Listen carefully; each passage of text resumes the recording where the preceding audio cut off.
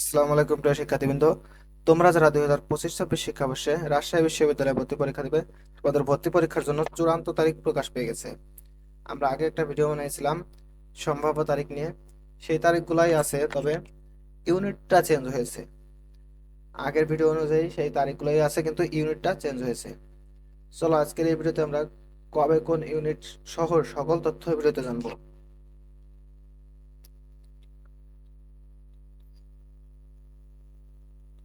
দেখো, তোমাদের পরীক্ষার তারিখ সমূহ। তোমাদের প্রথমে হবে সি ইউনিটের পরীক্ষা। সি ইউনিট 16ই জানুয়ারি, এবং এ ইউনিট 17ই জানুয়ারি, এবং বি ইউনিট 24 জানুয়ারি। তোমাদের সি ইউনিট দিয়ে ভর্তি পরীক্ষা শুরু হচ্ছে এবং বি ইউনিট দিয়ে শেষ হচ্ছে।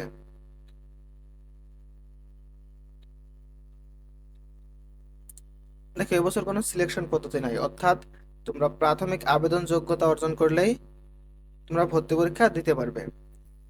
এর আগে সিলেকশন পদ্ধতি ছিল, তোমাদের বাছাইকরণের মাধ্যমে ভর্তি পরীক্ষায় বসতে দেওয়া হতো, কিন্তু এবার তোমরা আবেদন করলেই, আবেদন করার যোগ্যতা অর্জন করলেই তোমরা ভর্তি পরীক্ষা দিতে পারবে। কোনো সিলেকশন পদ্ধতি নেই। জিপিএর উপর কোনো নম্বর যোগ হবে না। বিষয়ভিত্তিক আলাদা পাশের শর্ত নেই। প্রশ্ন থাকবে 80টি এমসিকিউ। তোমাদের 40 নম্বর পেলেই পাস ধরা হবে, এবং নেগেটিভ মার্ক আছে। এই বিষয়ে তোমরা খেয়াল রাখবে, ভুল দেখানো যাবে না। 1 ঘন্টা তোমাদের ভর্তি পরীক্ষা অনুষ্ঠিত হবে। 1 ঘন্টা 80 মার্কের অ্যান্সার দিতে হবে। এবছর থেকে একের অধিক শিফটে ভর্তি পরীক্ষা অনুষ্ঠিত হবে। দেখো, প্রথম শিফটে পরীক্ষা সকাল 11টা থেকে 12টা পর্যন্ত, এবং দ্বিতীয় শিফটে পরীক্ষা হবে বিকাল 3টা থেকে 4টা পর্যন্ত। মোট 2টা শিফটে তোমাদের ভর্তি পরীক্ষা অনুষ্ঠিত হবে, সকাল 11টা থেকে 12টা এবং 3টা থেকে 4টা। দেখো, পরীক্ষার কেন্দ্র কোথায় কোথায়। পরীক্ষার কেন্দ্র থাকবে ঢাকা, রাজশাহী, চট্টগ্রাম, খুলনা, রংপুর ও বরিশালে। ঢাকা, রাজশাহী, চট্টগ্রাম, খুলনা, রংপুর ও বরিশাল। দেখো, আবেদন যোগ্যতা।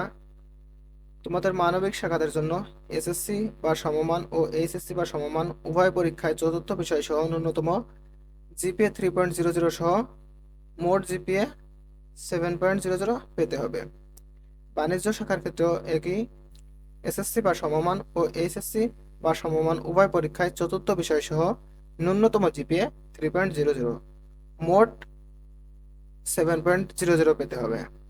এবং বিজ্ঞান শাখাদের জন্য বিজ্ঞান শাখা থেকে উত্তীর্ণ আবেদনকারীদের এসএসসি বা সমমান ও এইচএসসি বা সমমান পরীক্ষায় চতুর্থ বিষয় সহ ন্যূনতম জিপিএ 3.50 সহ মোট 8.00 পেতে হবে। প্রিয় শিক্ষার্থীবৃন্দ, শিক্ষা সম্পর্কিত যে কোনো সঠিক নিউজ সবার আগে পেতে আমাদের চ্যানেলটা সাবস্ক্রাইব করে রাখো, আর পেজ থেকে দেখলে অবশ্যই ফলো দিয়ে রাখো, আর ভিডিওটা শেয়ার করে তোমার বন্ধুদেরও দেখার সুযোগ করে দাও, আর লাইক কমেন্ট তো অবশ্যই করবেই। আল্লাহ হাফেজ।